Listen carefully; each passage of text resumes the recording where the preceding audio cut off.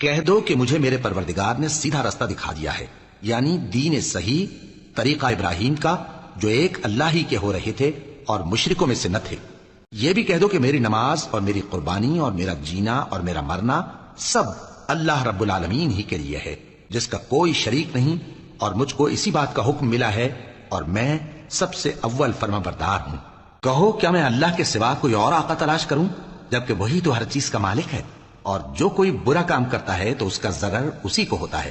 اور کوئی شخص کسی دوسرے کے گناہ کا بوجھ نہیں اٹھائے گا۔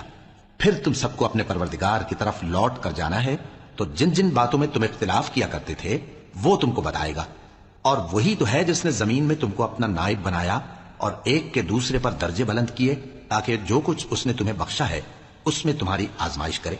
بے شک تمہارا پروردگار جلد عذاب دینے والا ہے، اور بے شک وہ بخشنے والا ہے، مہربان بھی۔